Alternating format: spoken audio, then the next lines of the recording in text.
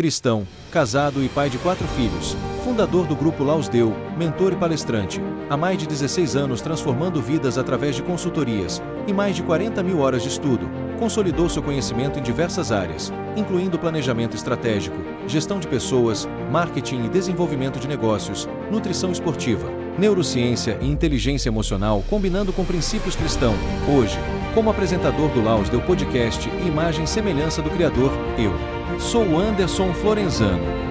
Fala galera, Anderson Florenzano aqui para mais um Laus Deu Podcast. Hoje a gente tem a enorme honra de receber ele, que é um pregador da palavra, casado com a Milena, pai do Pedro e da Alice, Felipe Nascimento. Grande honra, meu querido. Obrigado. Antes de mais nada. A honra é minha, obrigado. Prazer poder participar do Laus Deu Podcast. Para mim é uma honra. Me sinto muito privilegiado nesse dia. É igualmente, cara. Felipe, como você começou nos caminhos de Cristo, cara? Nos caminhos da palavra? Quando foi isso desde pequeno? Conta um pouco da sua infância pra gente. Cara, eu comecei a pregar a palavra, a me envolver com o Evangelho de Cristo. Na verdade, eu tenho uma mãe, um pai que são da congregação cristã do Brasil, sempre me ensinou o caminho certo. Mas como todo jovem tem a curiosidade de conhecer o mundo, eu tive essa curiosidade. Acho que em torno dos meus 14, 15 anos, eu fui conhecer o mundo, me perdi um pouquinho. Dei muito trabalho na mão do diabo, até que eu conheci a minha esposa, a Milena. Uma menina nova, inclusive ela tinha 14 anos na época. E aí nós se relacionamos, se conhecemos, e ela engravidou com 14 anos de idade, cara. Aí ela engravidou, ganhou nosso primeiro filho, que é o Pedro. Nós éramos do mundo. E eu vi que o fluxo, a balada, ela já não estava mais fazendo bem, porque estava separando eu do meu filho, porque era briga constante e nós não éramos casados. Sim. E claro que toda mãe, ela sempre vai querer o bom para sua filha. E a mãe dela já não deixava eu ver mais o meu filho. Aí um certo dia eu estava no Rio de Janeiro, eu acho que era no ano de 2015, cara. Tava lá na praia de Copacabana, tava em torno de umas 2, 3 horas da tarde, no mês de novembro, lembro até hoje, no mês de novembro, e eu estava fazendo o serviço no Rio. Só que a gente terminava o serviço e sempre ia pra praia, a gente comprava caipirinha, ficava bebendo, conhecendo o Rio de Janeiro. E um certo dia eu senti a vontade e o desejo de ir para casa, cara. Nós estava em torno de mais 2 rapazes, estavam tomando caipirinha. Aí eu peguei e falei para eles, eu vou voltar pro hotel, que eu não tô me sentindo bem. E eu lembro até hoje que quando eu estava indo pro hotel, eu parei na frente de uma igreja pequena. E isso, faltavam uns 3 dias para completar meu aniversário. E eu parei na frente de uma igreja pequena, sentei no chão, e era um culto da tarde da bênção. E eu sentado ali no chão, e Deus ele falando ali dentro da igreja. Olha, não importa a situação que você está todo quebrado, distante da sua família, mas hoje é o dia que eu estou marcando um encontro, indo em direção à sua vida. Aí eu peguei e comecei a chorar ali na calçada, nem entrei pro culto, e fui para o hotel. Aí cheguei no hotel, peguei o telefone, liguei pro patrão da época, falei, olha, eu preciso voltar para São Paulo, porque eu não estou me sentindo bem. Estou longe da minha família e não estou me sentindo bem, eu quero voltar. Ele falou, não dá. A gente tem um contrato e a gente precisa ir até o final. Eu falei, beleza, tranquilo. Só que no outro dia, a minha mãe ela me ligou, falando que o oficial de justiça tinha ido na minha casa, que eu tinha um processo que eu estava respondendo. Sim. Por causa dos meus erros quando eu era do mundo. E a audiência já estava próxima, já era no outro dia e eu precisava ir urgente para casa. Aí eu mostrei para ele a foto que minha mãe tinha mandado. Aí ele pegou e falou, você vai dar um jeito de voltar, porque eu não vou te dar o dinheiro da passagem, que você tinha um trato comigo. Eu falei, beleza. Aí peguei, tirei o dinheiro do meu bolso e voltei para São Paulo. Só que nisso, no dia 28, era o dia do meu aniversário. E eu fui para audiência lá em Suzano e a vítima não foi. Na época ela não foi. E ali eu consegui ganhar o processo. Aí meus amigos, ele falou, já que você vai fazer aniversário hoje, vamos para uma balada. Aí eu falei, não, só que esse ano eu quero fazer diferente, eu quero ir pra igreja. E eu fui pra uma igreja, cara. Cheguei na igreja, a igreja era pequenininha, eu acho que era numa garagem. E o pastor tava pregando, aí teve os louvores, a palavra, acabou o culto. Quando eu tava indo na porta da igreja, assim, saindo, o pastor falou, olha, jovem, Deus tá mandando voltar esse culto e fazer o apelo para você. Você quer retornar para os caminhos de Cristo? Aí eu falei que sim, que eu queria retornar. Só que aí vem a consequência. Dia do meu aniversário, eu fiz um ato profético dentro da igreja. Aceitei Jesus como o suficiente e único Salvador. Só que tinha um combinado com as pessoas, com meus amigos que era do mundo. E eles me ligavam. E aí, você não vai? Eu peguei e falei, não vou não, cara, porque eu aceitei Jesus, mano, eu quero mudar. E no telefone eles falam assim, só que... E aí o combinado que a gente tinha, eu falei, não posso, cara, não posso. Fiz um concerto com Deus e eu não posso. Ele falou, você não vai durar 2 meses, 1 mês dentro da igreja. Isso aí é só fogo de palha. Aí foi passando o tempo, conheci minha primeira igreja, comecei a frequentar. Acho que com 2 anos eu comecei a ministrar a palavra de Deus. Quantos anos? Com 2 anos de evangelho eu comecei a ministrar a palavra de Deus. Qual era a sua idade nessa época? Eu tinha 19 anos. Você falou uma coisa muito interessante. Eu dou mentoria, e geralmente as pessoas sempre trazem essas questões em mentoria se tratando da parte espiritual, que é a questão que, tipo, ou ela ela cresce no mundo e depois ela entra para a igreja, ou às vezes ela cresce, ela vem de um berço evangélico, acaba se perdendo e depois volta. Eu costumo dizer na mentoria que geralmente, como que você vai conhecer o certo se você não souber como funcionou errado? Você acha que esse processo Deus permite? Porque Ele sabe que você vai voltar? Cara, eu acho que sim. Porque o maior exemplo, se a gente for olhar dentro da Bíblia, é a passagem do filho pródigo. Sim, você tem razão. O maior exemplo dentro da Bíblia é a passagem do filho pródigo. Porque o filho, ele falta com respeito com o pai, que o pai ainda é vivo, ele perde uma parte da herança. E nenhum pai, ele quer perder o seu filho. Só que, olha, eu não vejo dentro do texto o pai do filho pródigo interferindo na sua decisão. Então, se ele foi conhecer o mundo, foi porque o pai permitiu. Porque se o pai, ele toma ali o ato na hora e fala, não, você não vai, você está morando dentro da minha casa, esse é o maior exemplo. Você está morando dentro da minha casa e aqui quem manda sou eu. Porque a regra lá em casa é assim, eu tenho um filho de 10 anos, uma menina de 2. Tenho minha esposa, graças a Deus, um casamento consolidado, e os meus filhos estão debaixo da minha autoridade. E lá em casa só acontece aquilo que eu permito. Com certeza. E a mesma coisa foi o pai do filho pródigo. Ele permitiu o filho ir conhecer o mundo, porque ele sabia que uma hora o filho ia voltar.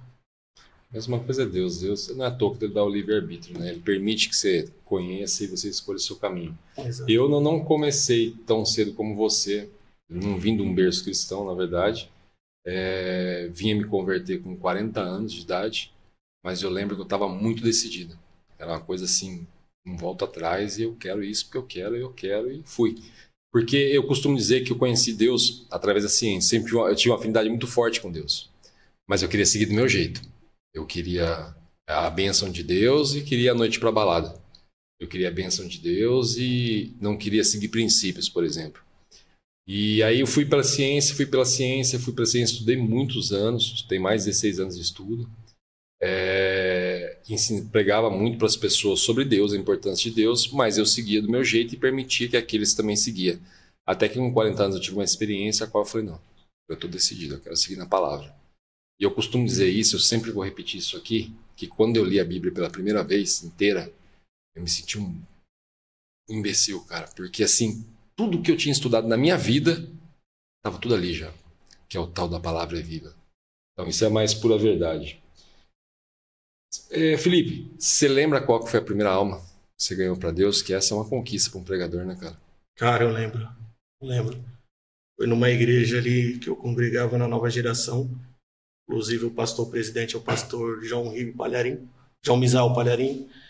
E eu lembro que tem uma frase que eu vi no meio evangélico que é verdade.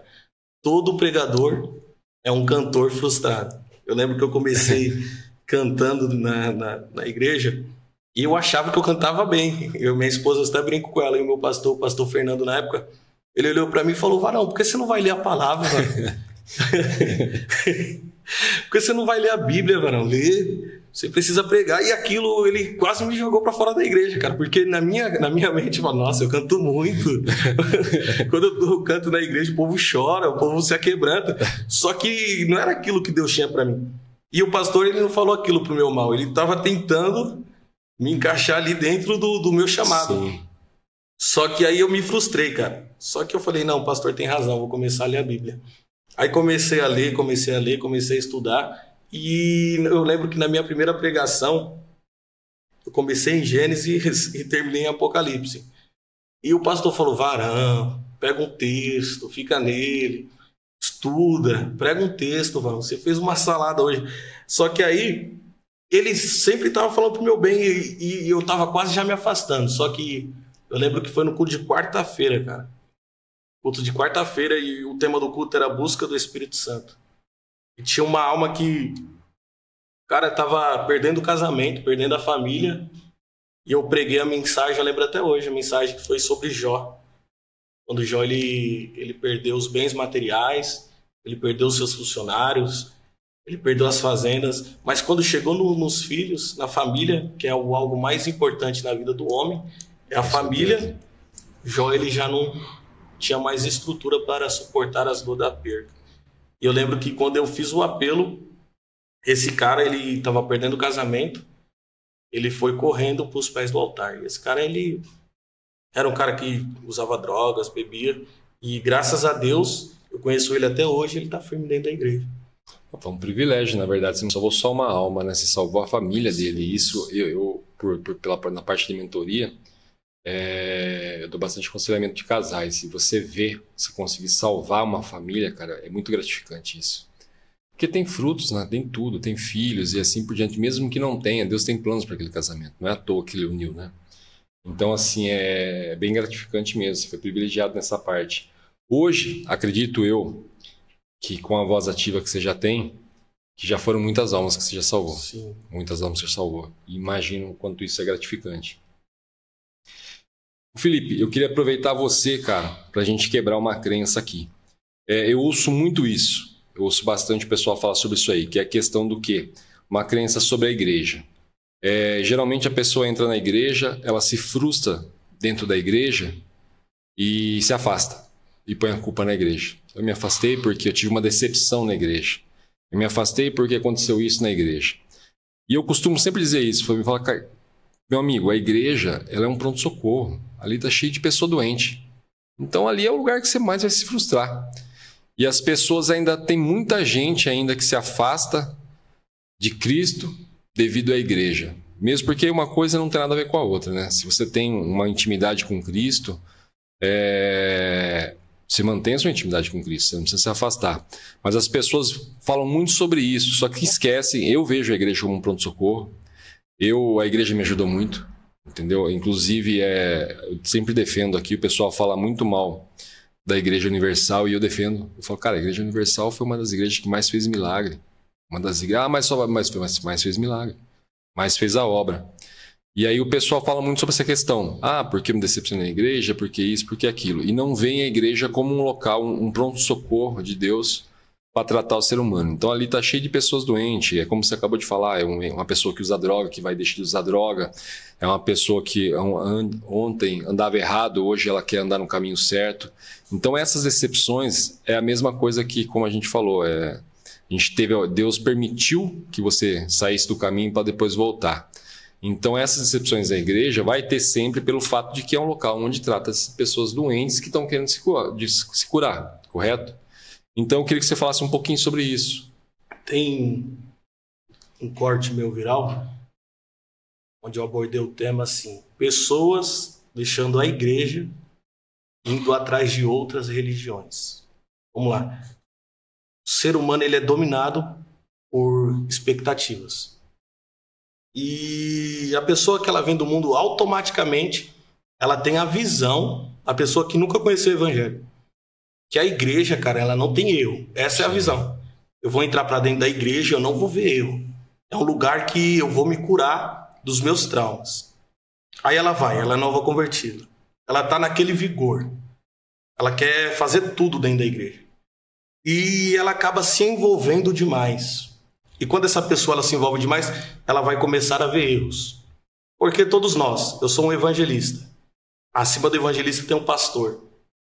E Deus, ele não chama pessoas que, tipo, nossa, esse cara é o santo, ele vai dar certo na minha obra. Porque o maior exemplo é Davi. O maior rei deixou um legado. Ele caiu no ato de adultério, cara. Sim. Ele caiu no ato de adultério. E outra, ele pegou a esposa dos seus melhores soldados, enquanto Urias estava defendendo o reinado de Davi. Davi estava dentro do palácio, deitado com a mulher dele. Imagina, o novo convertido vendo essa situação. Aí, a pessoa nova convertida, ela vai começar a ver os erros. Aí é onde que ela se frustra. Aí, o que ela vai fazer? Ela sai da igreja, e ela quer ir para outras religiões. Porque ela não encontrou aquilo que ela colocou expectativa dentro da igreja. E um pastor me falou que ele viu o meu vídeo e ele achou interessante. Que hoje em dia, a Umbanda virou moda. Hoje em dia virou moda a pessoa sair da igreja e ir para a Umbanda. E quando ela sai, ela vai fazer o quê? Ela vai falar mal. Sim. Ela vai falar mal da igreja. Porque ela colocou expectativas. Ela falou, olha lá, pastor, todo errado. Os membros, só por Deus. Tem gente dentro da igreja que, meu Deus, não sei o que está fazendo da igreja. Aí para onde que ela vai? Para a Umbanda. Mas lá, homem pode dormir com homem. Mulher pode dormir com mulher. Lá, a porta, ela é mais larga. Sim, a igreja não, cara. Já ouvi isso também. E nós precisamos entender que na igreja, todos nós temos falhas, defeito. E se nós colocarmos expectativa nas pessoas, a gente volta para o mundo. Eu já olhei demais pro homem e tipo, a ponto, cara, de quase perder meu casamento porque eu tava olhando demais pro homem. Chegava em casa, ia pro culto, um lugar que era para mim ter paz, voltava para casa conturbado e discutia com a minha esposa. Minha esposa um dia olhou para mim e falou, ó, a partir de hoje, dentro da minha casa, nós não vamos conversar mais sobre igreja. Aqui é um lugar de paz, você tá indo pro culto, você tá voltando pior. E no culto, teu professor de teologia, pastor Neemias, ele falou uma coisa na aula uma vez, é verdade. No culto, ou você sai cheio de Deus, ou você sai cheio do diabo. Ou você vai para receber a presença de Deus, ou você vai para observar. Sim. E se você for para observar, você vai dar lugar para o diabo. E é isso, cara. As pessoas estão se frustrando porque não tá encontrando a perfeição dentro da igreja e nunca vai conseguir encontrar. Sim. São pessoas quebradas tentando chegar ao arrependimento. Com certeza. Essa questão que você falou, eu ia para a igreja e eu voltava revoltado. Você acredita que isso também era uma questão espiritual, um ataque espiritual, porque você estava, na verdade, estava saindo do mundão para ir nos caminhos de Deus? Eu passei por isso também. Tinha muitas vezes que eu já teve culto de eu estar lá dentro e me dá um negócio e eu quero ir embora. Eu falei, não, vou embora. E aí minha esposa, não, fica. Eu falei, não vou embora, não quero ficar. Eu falei, não sei, tá estranho, tá esquisito, eu quero ir embora. E aí eu lembro que ela falou, fica e depois a gente conversa. Eu falei, tá ótimo. Aí minha esposa pegou, depois que me chamou, falou, isso aí que você está recebendo é um ataque espiritual. Você está procurando os caminhos de Deus e o inimigo não quer te perder. Entendeu? É como o Rodrigo Silva fala muito isso. Ele falou, nesse exato momento qual a gente está conversando aqui, nessa entrevista, o bem e o mal está lutando pela nossa vida. Exato. Né? E é uma coisa que eu ouvi dele que é muito interessante. Você acredita que seja dessa forma mesmo? Acredito, cara. Acredito. Ele foi feliz em dizer. Porque agora, nesse exato momento que eu tô dando uma entrevista aqui, e o diabo sabe a potência que hoje a internet ela pode causar. Porque daqui pode sair um corte que possa Sim. alcançar uma vida que estava com ato de depressão, ou uma pessoa que tinha uma visão errada da igreja estava disposta a sair e pode abrir os seus olhos espirituais e começar a observar que tem ainda salvação para ela. Sim, com certeza. Eu queria que você falasse um pouquinho sobre assim, a importância, e eu aprendi isso também não faz muito tempo, né? Mesmo no ramo de mentoria, é uma coisa que eu aprendi, a importância da intercessão. Ter sempre alguém intercedendo por você. Por quê? Eu geralmente em mentoria, antigamente eu ia mais pelo lado da ciência, Hoje eu vou pelo lado da ciência, pego a brecha e vou pro lado da espiritualidade, que não tem como não ir. Eu até me recuso a dar continuidade numa consultoria se eu não conseguir ir pro lado espiritual.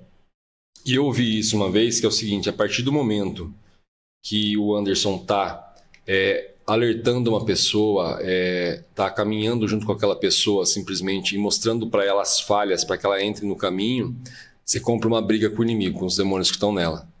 Então existe sempre a importância de você ter alguém intercedendo por você. Até Davi lutou guerra, se não era dele, né? Na verdade. E é praticamente isso, né? Eu estou lutando uma batalha que não é minha.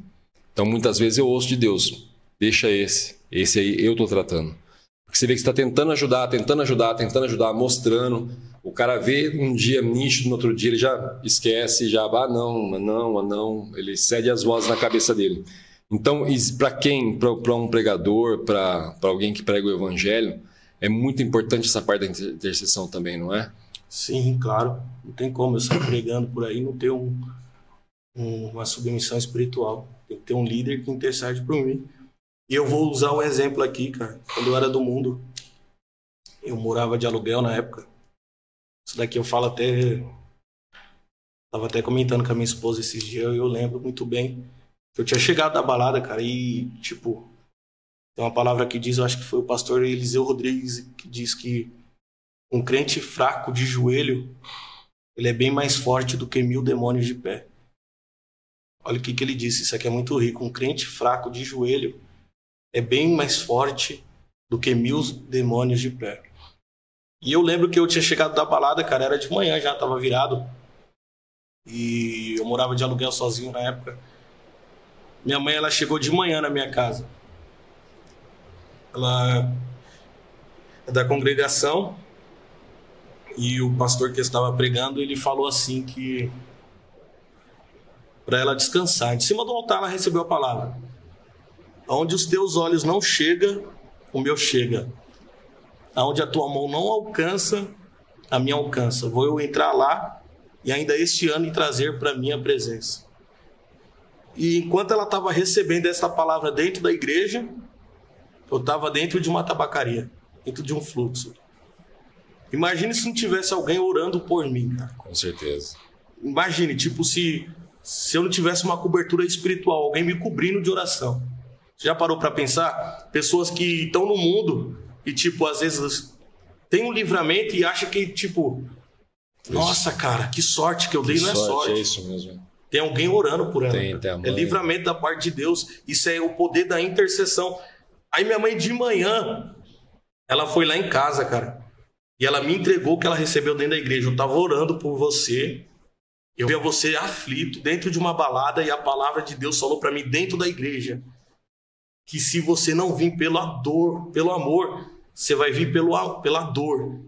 E Deus falou que ainda esse ano Ele vai te trazer você para a minha presença. Isso era em outubro, cara, o ano estava acabando. Inclusive, ela olhou para mim com o olhar cheio de lágrimas. E eu olhei para ela assim e... Você tá doida? Porque olha a minha condição, acabei de chegar da balada, você tá falando coisa de igreja para mim.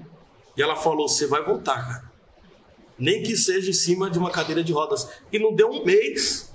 A profecia que o profeta liberou para ela de cima do altar se cumpriu, porque em novembro eu não precisei voltar em cima de uma cadeira de roda. Com as minhas próprias pernas eu fui até o altar. Amém. Isso por quê? Por causa do poder da intercessão.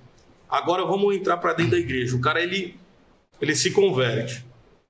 Ele tem uma liderança. O pastor está ali orando por ele. Aí ele vai ter uma frequência de agendas, porque Deus vai começando a dar o crescimento. Só que tem pessoas que acha que não precisa mais de cobertura espiritual. Aí sai, prega onde que quer e acaba trazendo retaliação para a igreja do pastor que ora por ele. Porque às vezes o pastor nem sabe onde que o cara está. E tipo, quando você sai para pregar a palavra de Deus, está travando uma batalha contra o diabo. Imagine se não tem um intercessor por você, cara. Então eu acho que é muito importante a intercessão sobre a vida de um pregador. Eu costumo sempre dizer, às vezes a gente vê jovens fazendo loucura na internet, às vezes pessoalmente você vê. E eu costumo sempre dizer, quantas mães não estão de joelho depois que esses jovens saem de casa, né, cara? Exato. Tá lá e passa a noite orando lá, para que simplesmente ele volte seguro no outro dia e ele acha, na verdade, que foi sorte. Ele vai cair na real disso muito mais tarde, né? Quando ele encontrar Deus Se encontrar, que alguns não têm a oportunidade de encontrar, mas assim, eu acho que a maior intercessora que existe pela gente é sempre a mãe, né? A mãe. Nesse caso. Eu vi até você falando num programa, e eu gostaria até que você repetisse isso pra gente, a questão dos humilhados. Geralmente os humilhados sempre são exaltados. Deus sempre leva eles, da onde eles saíram humilhados, para que eles voltem ali e sejam exaltados. E eu achei muito interessante isso quando você falou. Eu queria que você falasse um pouco pra gente. Para esse tema, cara, eu posso abordar aqui a palavra do endemoniado da cidade de Gadara, porque Jesus, ele está pregando. Ele prega, ele passa o dia pregando, ele está com uma multidão no deserto, e ele para a sua mensagem, ele para de pregar, e ele dá ordem aos seus discípulos, passamos para o outro lado. Só que aqui Jesus, ele como homem, ele está cansado. Ele vai para a polpa do barco, ele dorme. E o texto afirma, cara, que se levanta uma tempestade, só que não é uma tempestade comum. É uma tempestade no mundo espiritual para tentar paralisar o barco de Jesus. Porque o diabo, ele sabia que Cristo estava indo na direção daquele homem que estava endemoniado dentro da cidade de Gadara. Só que, lendo os 4 evangelhos, eu aprendi que o que Jesus mais gostava de fazer era pregar. Porque enquanto ele pregava, alguém era curado. Enquanto ele pregava, alguém era liberto. Enquanto ele pregava, alguém era transformado pela palavra dele. Então Jesus, isso é o efeito da palavra de Deus. Por isso que a palavra é muito importante dentro das igrejas. Ele para de pregar, ele enfrenta o oceano, ele luta com as batalhas espirituais dentro do mar. E dentro do barco tem 12 homens com personalidades diferentes. Pedro era explosivo, tinha Tomé, que só acreditava em milagre vendo. Imagine a confusão que estava dentro daquele barco de Jesus dormindo. Só que enquanto alguém clama, ele acorda e ele para a tempestade. E dentro da cidade tem um homem que está acorrentado por demônios. Ele anda de dia, ele anda à noite, aterrorizando a cidade. Então ele não dá mais sossego para a cidade. Agora imagine a família daquele homem vendo ele andando o dia inteiro aterrorizando a cidade. Vamos parar para pensar agora? O bairro inteiro, olhando e falando, colocou no mundo para ser vergonha. Sim. Colocou no mundo para, desculpa a palavra, para ser uma desgraça aqui dentro da sociedade. Só que aí, cara, Jesus, quando ele chega na cidade, ele para e os demônios correm e se prostram. Esse homem corre com os demônios e se prostram diante de Jesus. Jesus expulsa o demônio daquele rapaz. Percebe? Aquilo que o homem não conseguiu prender com correntes, Jesus, com uma palavra, conseguiu mandar os demônios embora. Os demônios entram na manada de porcos. Isso aqui é muito forte, cara. Estou sentindo até uma graça de Deus aqui. Amém. Ele entra na manada de porcos, só que agora esse homem está liberto. E ele vai pedir para seguir Jesus. Só que Jesus olha para ele e fala, não, você não vai me seguir. E eu fiquei me perguntando, Jesus rejeita alguém? Jesus não está rejeitando esse homem. Jesus, ele olha simplesmente para esse homem e fala, olha, agora você vai voltar no lugar onde as pessoas te viram, andando de dia, de noite, aterrorizando a cidade, quebrava correntes. Estou sentindo uma graça de Deus tremenda aqui agora. Amém. E eles vão ter que ver com grandes coisas fez o Senhor na sua vida. Imagine um homem que era correntado por demônios, agora pregando o evangelho de Cristo. E eu lendo esse texto dentro do meu apartamento, era madrugada, minha esposa falou, Felipe, você não vai dormir? Eu falei, não, preciso entender o que Deus está falando comigo aqui. E eu fiquei me perguntando, Deus, qual é o propósito? Você deixou uma multidão no deserto, atravessou o oceano, foi até aquele homem. Qual o propósito? Você largou a multidão para encontrar um só homem. E o Espírito Santo desceu na sala do meu apartamento e disse, Felipe, se esse homem anda de dia, de noite, quebra corrente, é usado assim, uma potência na mão do diabo, imagine esse homem nas minhas mãos pregando a minha palavra. Eu confesso que eu perguntei por uma questão pessoal também que eu precisava entender. Eu queria ouvir você repetir isso daí para entender. E conforme você estava falando, eu já estava entendendo tudo. Deus é perfeito demais, cara. Uma outra coisa. Por que Deus, Jesus, cara, tem tanto amor em escolher, em capacitar os improváveis? Isso assim é muito belo, cara. Eu acho assim magnífico quando eu vejo uma pessoa, lembro do passado dela, vejo ela pregando e salvando almas, cara. Isso assim é perfeito. E você vê que é um amor genuíno de Jesus mesmo, que tem pelos improváveis, né, cara? Aquele que todo mundo fala, improvável, esse é improvável, esse aí não vai dar em nada, e dali a pouco você vê esse cara mudado. E eu vejo o amor de Jesus ser muito, muito grande nessa parte. Por que você acredita esse amor ser tão grande? Cara, ontem eu estive ministrando em um culto e tinha muitos jovens lá e a mensagem foi exatamente essa. O culto dos improváveis. Porque Deus é especialista em acreditar em aquele que ninguém acredita. Se você for em outras religiões, eu não gosto de ficar muito abordando esse tema assim sobre religiões, que causa polêmica, né? Mas a pessoa, do jeito que ela tá, ela permanece. Se a pessoa tem o hábito de fumar, ela fuma. Se ela tem o hábito de beber, ela continua bebendo. Só que no evangelho não. Cristo pega aquele que é todo desconcertado, transforma a vida daquele homem, trata ele para depois anunciar ele para o mundo. Quando Deus manda Samuel até a casa de Jessé para ungir um novo rei, ninguém acreditava que o rei podia ser Davi, porque Deus manda reunir todos os filhos. Deus não faz acepção de pessoas. Esse é o tema. Deus não faz acepção de pessoas. Deus fala, você enche o chifre de azeite, vai até a casa de Jessé o belemita, porque lá eu já tenho um novo rei para dentro de Israel. Só que na mesa está Eliabe, Samá e Abinadab, porque eram homens que já faziam parte do exército de Saul e sabia manusear bem uma espada. Só que o interessante é, por que não colocaram Davi na mesa? Eu vi vários pregadores pregando, eles falam que Davi, ele era rejeitado pelo pai. Ele não era rejeitado. Era porque o momento não era propício para Davi ser rei. Ele era jovem, ruivo, cuidava de ovelhas. Só que Deus já conhecia Davi. Então ali foi um susto para os irmãos ver que Deus, ele é um Deus dos improváveis. E sabe o que é interessante? Quando Deus procura alguém, ele não olha o currículo da pessoa. Porque para a gente entrar dentro de uma multinacional, nós precisamos ter um bom currículo, um bom português, um bom inglês e o básico da informática. Só que Deus não. Quando ele escolhe, está escolhido, cara. Deus, ele não olha para dentro dos palácios. Deus, ele vai dentro da periferia. Pega uma pessoa que mora dentro da favela, que ninguém dá nada, e apresenta para o mundo para mostrar que a glória ainda é dele. Só que Deus, ele chama Davi, que é um improvável para aquele período. E, ninguém acreditava. Só que é isso que Deus faz. Porque hoje em dia as pessoas, elas querem estar perto de pessoas que falam bem, se vestem bem. Para pessoas que estão entrando dentro da igreja hoje, o santo é aquele que usa um terno bonito, que prega bem, mas não conhece a vida da pessoa. E Deus, ele é um Deus ainda dos improváveis. O mesmo amor que Deus tem por mim, estou te dando uma entrevista aqui agora, sim, é o mesmo amor que Deus tem pelo traficante. Deus não faz acepção de pessoas. Isso é maravilhoso.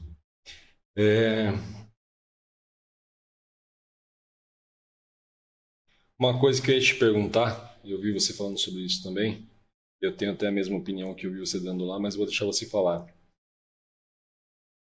Por mais que o pessoal fala que essa geração nossa está perdida, eu tenho a mesma opinião que eu acho que essa geração promete muito. Mas uma coisa que eu ia te perguntar, por que essa nossa geração hoje está sendo tão atacada?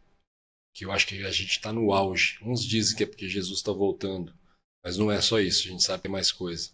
E eu não sei se a promessa para essa geração é grande, ou se é a questão, como todos dizem, Jesus está voltando por esse motivo. Mas eu vejo que é uma geração muito atacada mesmo. É uma peneira gigantesca o tempo todo chacoalhando ali, e toda hora aquele que você pensa que não vai cair na peneira, ele não vai passar, passa. Então, por que você acredita que isso acontece hoje em dia? Isso é bíblico, né? E você foi até feliz em dizer, nos últimos tempos a Igreja de Deus, ela tem sido muito perseguida. Nos últimos tempos a Igreja de Deus tem sido muito, muito, muito odiada. Só que Mateus capítulo 10, versículo 22, ele diz, e odiados de muitos sereis, por causa do meu nome. Mas aquele que perseverar até o fim será salvo.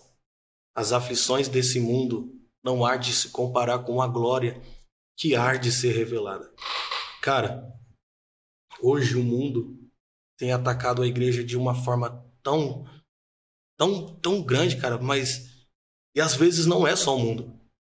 Vamos usar um exemplo? Você entra nas redes sociais, se você vê um escândalo, você não vai ver um macumbeiro atacando outro macumbeiro. Sim. Você não vai ver um espírita atacando outro espírita. Um bandista atacando outro bandista. E assim vai, um católico atacando outro católico. Agora, se você vê um escândalo de uma pessoa que é da igreja... Tem razão. Comentário rende. Só que a internet é uma terra onde todo mundo passeia. Sim. Uma terra onde todo mundo tem acesso. Imagine as pessoas do mundo vendo dois crentes se atacando. Sim. Isso daqui é bíblico desde o começo. Em Êxodo, Moisés viu o povo dele um atacando o outro.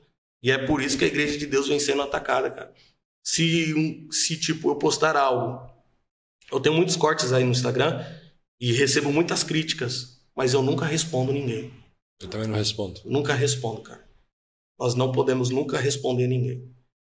Uma vez eu postei um texto, eu achei até engraçado. Eu postei assim, eu vi vários pregadores postando, a frase foi que Pedro foi fraco, que Jesus mandou ele caminhar e ele afundou. Só que na minha concepção, para mim, Pedro foi forte. Porque além de Pedro e Jesus, ninguém mais andou por cima das águas. Essa foi a frase. Só que aí veio uma pessoa, ainda era Facebook, e comentou embaixo. Mas ele foi fraco, porque Jesus mandou ele andar por cima das águas. Eu falei, não respondo mais. Aí embaixo veio um abençoado e comentou, já que sua fé está tão grande, anda você por cima das águas. Eu falei, já era. Ponto final. Eu costumo sempre dizer isso também, não respondo... Até a gente conversa aqui, eu falei, não responde, porque vai vir um e vai responder.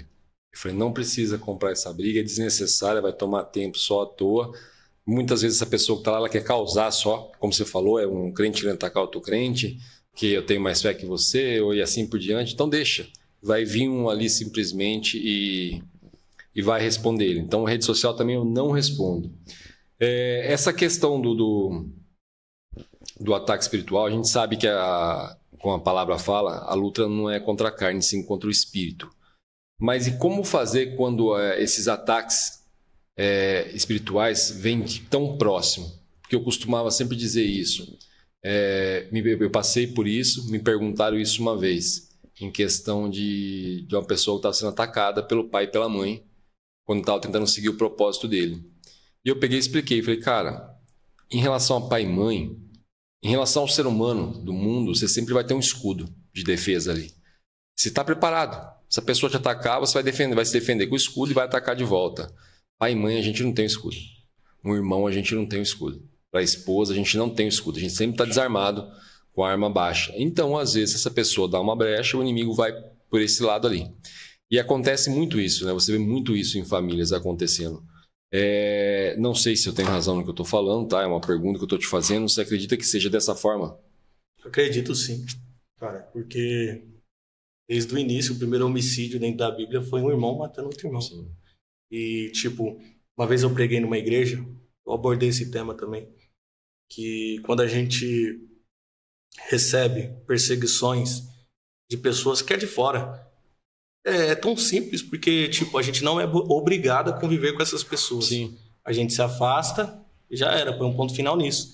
Só que quando alguém de dentro da nossa casa não acredita naquilo que Deus tem para nós, isso dói, cara. Isso machuca. Imagina, Ana todos os dias se assentando na mesa com um penino e ter uma competidora dentro da sua casa. Eu vou mais fundo, cara. Imagine Davi vendo seus irmãos atacando ele, pô. Depois, Absalão perseguindo Davi, cara. Alguém de dentro da casa, alguém que ele criou, filho mais próximo, já fala de paternidade, cara. Um amor incondicional. Um pai pro filho. Daqui a pouco ele cria o filho para ser seu herdeiro, para herdar o seu trono, e o filho se levanta contra ele. O que a gente faz quando as perseguições vêm de dentro da nossa casa? Isso dói demais, cara. Porque você sai para trabalhar, passa o dia fora, mas na sua mente eu vou ter que voltar para casa. Eu vou ter que aguentar tudo de novo. Sim. Só que se você estiver dentro dos princípios de Deus, a mensagem é resistência, cara. E a palavra de Deus é: sujeitai-vos a Deus, resistir o diabo, ele fugirá de nós. Uma hora Deus vai pôr um ponto final. E o salmista diz: Deus faz cessar as guerras. E é uma guerra muito cruel, né? Como você disse, machuca demais, né, cara? Machuca. De pessoas que você não quer que aconteça. E aí a palavra falar para você: não, só a sua função é orar, porque a luta é espiritual. Mas mesmo assim, fica, é uma coisa que incomoda bastante. E como eu disse, é muito cruel. Então uma coisa que eu gostaria de te perguntar também, pregador. Por que Davi era considerado segundo o coração de Deus? Eu sempre tive curiosidade nisso, nunca ninguém me explicou de uma maneira que eu olhasse e falasse: não, é isso mesmo, cara, agora eu entendi. Porque tudo que Davi ia fazer, cara... Nossa, eu acho isso muito interessante. Ele consultava a Deus. Antes de Davi ser rei, ele já era servo. Ele já fazia salmos para Deus. Sim. E a gente percebe que quando Davi ele peca, e eu acredito que isso é o ponto-chave. E Deus levanta o profeta Natã para exortar ele e diz: por causa do seu pecado, Davi, por causa do seu erro, a espada jamais se apartará da sua casa. E uma coisa é tipo... uma pessoa que mora dentro da periferia, pô, que não tem quase nada, que tipo tem uma casa para morar e mal tem um carro para andar. Fala isso, Senhor, tira tudo que for preciso. Agora, outra coisa é uma pessoa que é cercada de riqueza. Davi era rei, tinha um povo. Davi, na mente dele ali, tipo, eu sou consolidado, o povo jamais vai se voltar contra mim. Só que o interessante é, ele tira sua roupa, ele coloca sua cara no pó, ele faz aquele salmo: cria em mim, ó Deus, um coração puro, e renova dentro de mim um espírito inabalável. E o verso 11 diz: não me lance fora da tua presença, e não retires de mim o teu Espírito Santo. Essa passagem é muito forte. Então quer dizer que o escândalo de Davi foi tremendo. Mas qual que foi pior? O pecado de Saul ou o pecado de Davi? Visivelmente, na verdade, foi o pecado de Davi. Só que Davi se arrependeu, né? Isso é uma passagem também que eu estudei bastante. Davi se arrependeu e Saul deu uma desculpa, né? E agora eu posso trazer o tema-chave? Com certeza. O nosso pecado nunca pode ser maior do que o nosso arrependimento. O meu pecado, ele não pode chamar a atenção de Deus da forma que eu me arrependo. Quando a gente se arrepende, a gente é quebrantado, cara. Quando Deus ele recebe uma oração, um coração contrito, ele se levanta e recebe as nossas orações. Você tocou numa questão interessante, que eu vou voltar lá no comecinho da nossa conversa, quando você falou: eu já fui do mundão. Eu, como eu disse, também já fui do mundão. E eu sempre disse que eu sempre tive uma afinidade muito forte com Deus. Não sei se acontecer com você. Até eu conversei com um barbeiro amigo meu, que por coincidência ele é pastor também, e eu perguntei isso para ele, ele falou: não, comigo não acontecia isso não. O que acontecia? Mesmo criança, eu fazia as coisas erradas, o Espírito Santo me incomodava. Eu não sei se isso acontecia com você também. Eu cheguei a perguntar pro pastor, esse pastor que é o amigo meu que eu disse, ele falou: não, comigo não acontecia não, cara. Eu era muito cego nessa parte. Cara, pelo fato da minha mãe me criar dentro da igreja, mesmo, tipo, contra a minha vontade, ela me levava.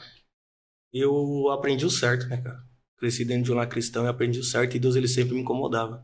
Sempre quando eu tava fazendo algo errado, eu falava: cara, isso não é pra mim. A gente sempre sabe, né? Minha mãe não me ensinou isso, minha mãe me ensinou o caminho certo, eu tô me perdendo, Tinha dia que eu chegava em casa, tava bêbado, alcoolizado, drogado, deitava na cama e, tipo, parecia que o Espírito Santo vinha e falava comigo: o que você tá fazendo da sua vida?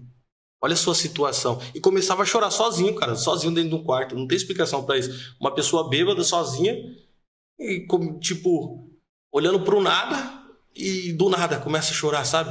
Sim. Parecendo que era o próprio Deus falando, para com isso, cara, você tá se prejudicando. Sim. O Espírito Santo, ele sempre me visitava e falava que eu estava no caminho errado. Eu ficava muitas vezes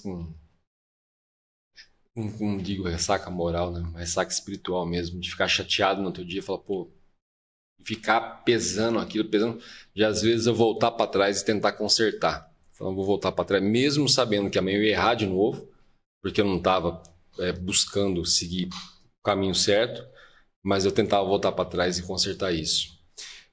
Uma coisa que eu falo, muitas pessoas me perguntam, eu prego muito isso, porque as pessoas me perguntam o seguinte: pô, Anderson, mas assim, você fala tanto de Deus, fala de Deus em mentoria, isso, aquilo, e eu vejo muitas pessoas aí que não abrem a boca para falar de Deus e nem toca no nome de Deus e está prosperando cada dia mais, e prosperando, que eu digo, em todas as áreas, tem um bom casamento, tem uma boa família, isso, aquilo. Eu costumo dizer, porque essa pessoa segue princípios. Tem pessoas que seguem princípios e nem sabem, na verdade. Tem pessoas, eu conheço bastante, pessoas que seguem princípios da palavra. Na verdade, a justiça nossa hoje, ela é baseada em princípios, né? Eu sempre costumo dizer isso. Falei para um advogado meu um dia, ele tomou um susto. Eu falei, cara, você sabia que a justiça é baseada em princípios?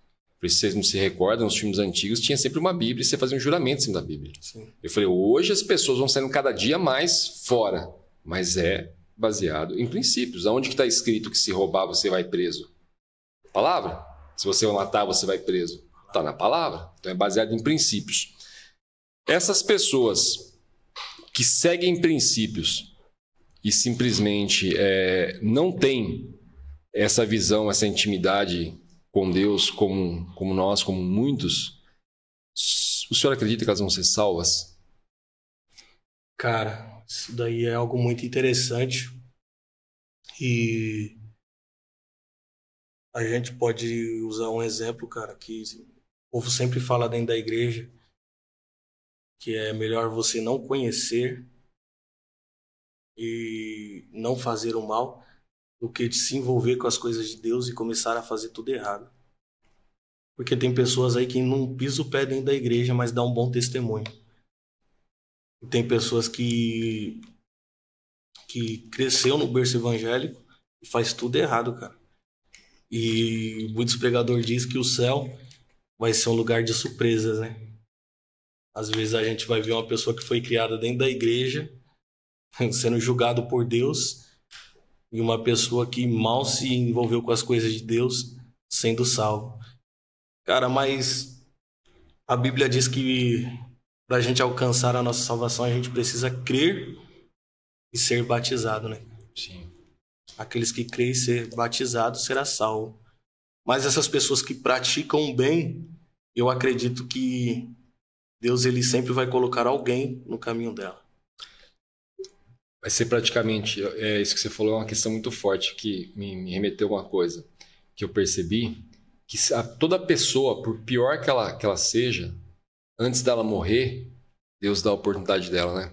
Tem aquelas pessoas que você vê, eu tive minha avó, na verdade, que a minha avó, no fim da vida, já esqueceu de tudo, já não lembrava de mais nada, não lembrava dos netos, não lembrava quem era quem. Mas no último dia de vida dela, lembrou todo mundo. Tanto é que ela mandou chamar todos os netos pelo nome, os filhos, todos ela lembrou. E ela ficou muito lúcida. Eu sempre me perguntava, falei, caramba, mas como que no último dia ela vai ficar lúcida? Então, quer dizer, Deus sempre dá essa chance. Até fiquei sabendo recentemente aí de um cantor famoso, muito antigo, que ninguém nunca, particularmente, nunca imaginava, que é uma pessoa assim que ela pregava muito torto, né, pelas letras de música dela, e dentro do hospital ela se converteu, no último dia de vida dela. Um pastor foi até lá e ela se converteu. Essa história agora tá vindo à tona aí, eu acho que você tá sabendo também. Tá vindo à tona aí. Então, assim, é como o ladrão na cruz, né? Cara, Deus tá aqui, cara. Deus tá aqui agora nessa conversa. E Deus acabou de trazer na minha memória que agora Judas, ele andou com o melhor líder, cara. Ele caminhou com Jesus, viu Jesus fazendo diversos milagres, recebeu os melhores conselhos, era o tesoureiro de Jesus. E para mim ele não encontrou a salvação porque ele tirou a própria vida, e isso está na Bíblia, né? E o ladrão da cruz, no último suspiro, fez tudo errado. E o que Jesus diz para ele? Ainda hoje você estará comigo no paraíso. Essa passagem é forte, cara. Cara. Essa passagem é muito, muito forte. O arrependimento, ele pode vir no último momento. É por isso que a gente fala, o céu vai ser lugar de surpresas. Isso é um ataque bem forte. Ô Felipe, eu gostaria, cara, que você como pregador deixasse uma mensagem pro pessoal que assiste a gente, que eu sei que você sempre tem uma mensagem forte com você. Você tava falando aí, ó, tô sentindo Deus aqui, eu tava aqui desse lado arrepiando inteiro aqui. Eu sei da força disso que você tá falando. Sou muito grato por isso. Eu queria que você deixasse uma mensagem pro povo, pessoal que assiste a gente aí, que é bastante, graças a Deus, se aumenta cada dia mais, e que a gente possa salvar almas que estão do outro lado. O conselho que eu quero deixar para minha geração é: estude a palavra de Deus, ore bastante, por mais que as circunstâncias da vida dizem não, porque quando a gente começa no Evangelho de Cristo, a gente sabe que não é fácil. E a vida com Deus é uma vida muito oscilante. Só que Isaías diz que ele dá força ao que está sem força e vigor ao que está sem vigor. E o que eu quero deixar para a nossa geração hoje é que eles nunca venham trocar as coisas que o mundo espiritual tem para oferecer por prazer momentâneos.